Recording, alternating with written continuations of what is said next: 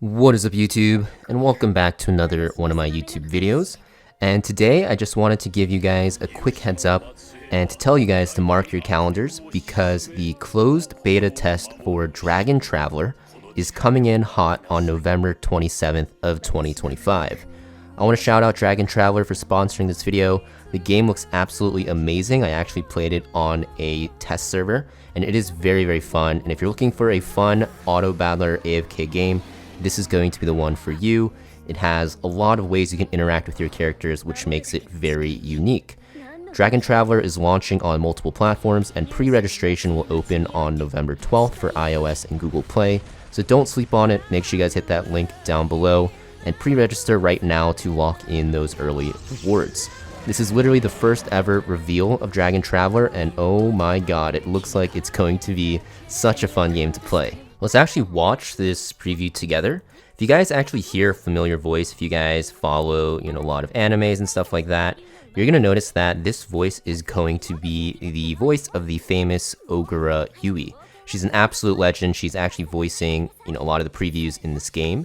And you can see just from this clip that the trailer looks absolutely fire. The visuals and even the characters look straight out of like a top tier anime. And you'll be able to play and pull for most of the characters that you see here. And it's not just limited to the preview. When I actually played this on the test server, the game looked absolutely amazing, and these characters look even better in game. If you think they're already looking good right now, trust me, when you start playing, you are absolutely going to love these characters. And the story in this game is very fun. It's very isekai-like, and ooh, yeah, if you guys are into that, there you go. And you can see that there is some dancing, but the game itself is going to be catered to, the people out there that really like to build connections with their characters. And honestly, this preview alone got me pretty hyped because, I really am into like dragons, isekai comedy, and a little bit of spice.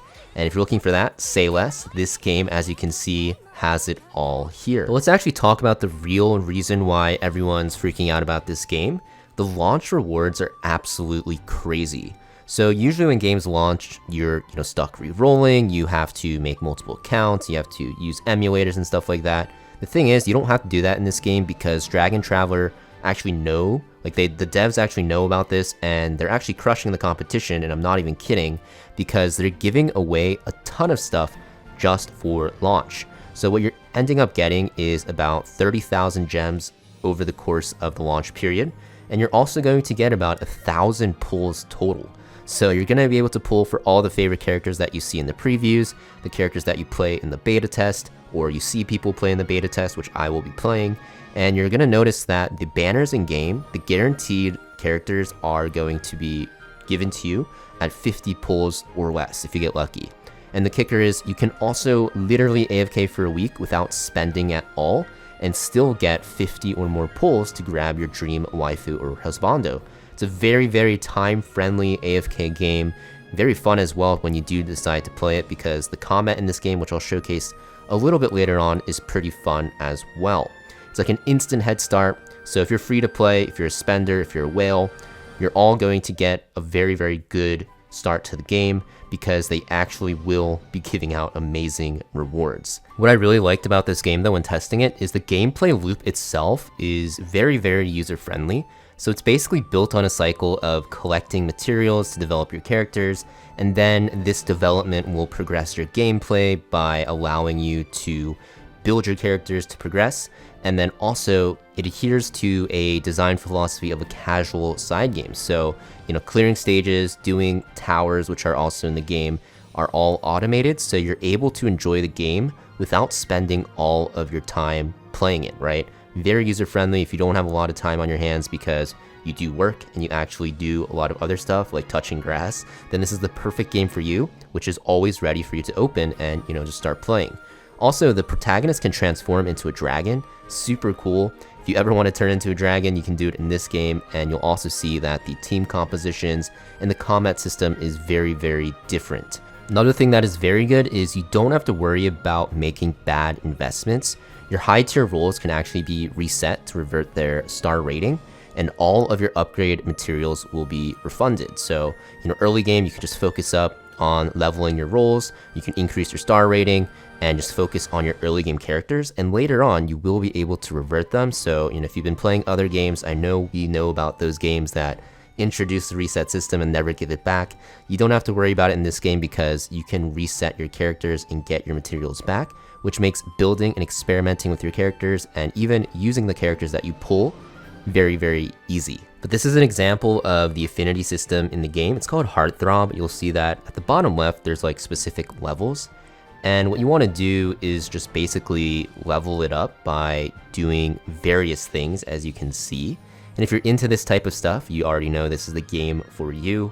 But the best part about it is that it's not the only thing you do. Usually there's games where it's like one or the other, good gameplay or, good affinity systems. But in this game, the Heartthrob system is like a bonus to the gameplay, and you can make it the main focal point, or, you can do both at the same time. Just have a good time playing, read the good story, and also be able to interact with your characters that you might be interested in. And if you're into this stuff, I'm sure that this is for you. Alright, now so gameplay wise, Dragon Traveler keeps things super chill, but it's still pretty rewarding. It's built around a clean loop. You collect, you upgrade, you progress, like I said, you farm stages, get mats, upgrade your squad, and boom, your numbers will go up. Now most of it, like I said, is auto farm, so it's perfect as your side game, but the combat, you can see, actually slaps. You can see that your main character turns into a dragon, like I said, and the combat is very intuitive. You have to use your skills, you have to aim them, you have to target certain things. You've got interrupts, you got stuns, you got taunts, you got pursuits, you got buffs, debuffs, all that good stuff that makes the battle feels super alive. And as you can see, the effects look super clean. The ultimates look straight out of anime cutscenes. And when I was playing the game, I was really interested into the gameplay because that's the type of stuff that I'm into, mostly the gameplay and the combat. And I found the gameplay to be very, very fun and super crisp for an AFK, side game. Now, in terms of how the progression actually is, it's pretty simple. You are just going to be focusing on leveling up, filling your handbook. Later on, you'll unlock something called the resonance system, where your top tier roles, your top tier characters, all share the same levels and stars with others. So this is a huge time saver. There's a lot of games where you feel like you have to build only a certain few amount of characters because you're wasting resources, but because you share your levels, you actually will be able to build everything at the same time, which makes it super, super easy to play the characters that you want for the certain stages where you'll need like certain roles and abilities. There's also the late game grind for artifacts, oaths, and equipment rerolls if you're into min-maxing your stats.